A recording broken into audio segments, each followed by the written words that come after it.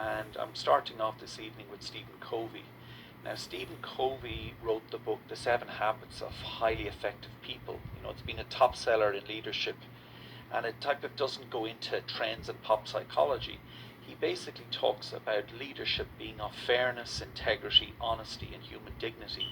And he has 7 habits that he says that we should be following, and that is being proactive, beginning with the end in mind, putting first things first, thinking win-wins, seeking first to understand and then to be understood, and then synergizing, sharpening the saw, and being from effectiveness to greatness. So what's interesting about Covey is that he talks about that in today's challenging and complex world, highly effective is the price of entry into the playing field. And to thrive, to innovate, to excel and lead in this new reality, we must reach beyond effectiveness towards fulfillment. So what I need you to think about is how you can contribute and build on your early leadership and management skills. The research is out there to show that the majority of people are not thriving.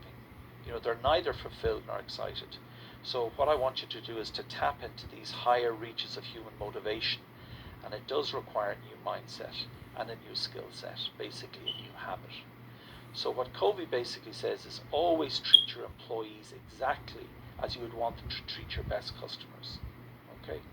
So that's a goal in which all of us need to be thinking about. So when we think of engagement, how would we define engagement? Well, engagement represents the conditions under which people, both employees and customers, make an emotionally based choice to be either loyal to a company.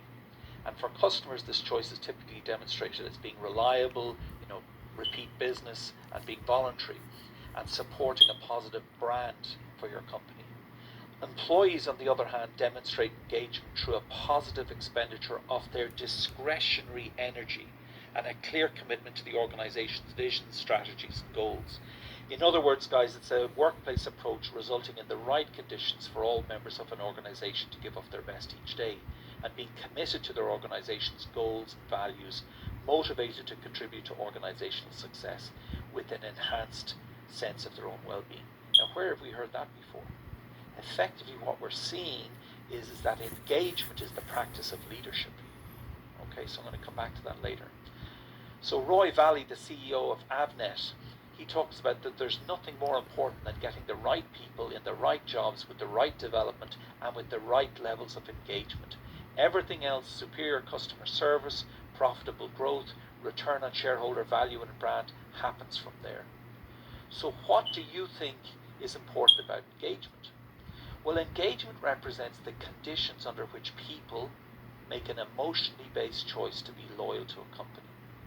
And what engaged employees do, they demonstrate engagement through a positive expenditure of their discretionary energy. Now I'm going to really focus on this. It's your discretionary energy and a clear commitment to the organization's vision, strategies, and goals. And then engaged employees provide greater productivity with higher levels of performance, and they're less likely to be drawn away by bigger salaries or better working conditions. So, to put it another way, engaged employees give of their best each day, they're committed to their organization's goals and values, and they're motivated to contribute to organizational success with an enhanced sense of their own well-being. So guys, while there is, the benefits of engagement have been well defined, there are some other studies to suggest that there's an increased movement away from engagement for employees. And these studies clearly indicate that only a very small percentage of employees are fully engaged in most organizations. So we've got a challenge, guys. You as aspiring managers and leaders are going to have to take this on board. Why are so many of people not engaged? So we need to understand why people are seeking employment elsewhere, or potentially worse, remaining in a position without putting forth the necessary energy or commitment. So it's not news to us. We've said it before, 70% of people walk away because of poor management.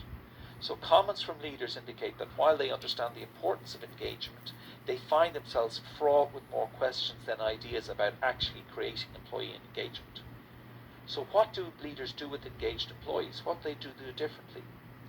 These leaders understand the importance of managing products, policies, operations. However, they also devote as much or more energy on creating the conditions for engagement. And while it's ultimately an employee's decision whether or not to be engaged, these leaders create the working and cultural conditions in which employees are recognised and valued and feel challenged by their work. So guys, is this resonating with you? You know, I know one or two of you saying you don't have engaged places of work, and that's down directly to the level of management expertise you have. So engagement has to be seen as a business driver and as part of the overall strategic planning process. But, you know, who is engaged? You know, Gallup has done a research back in 2012, and it took over a year and a half for them to compile the results. They looked at 260 research studies covering over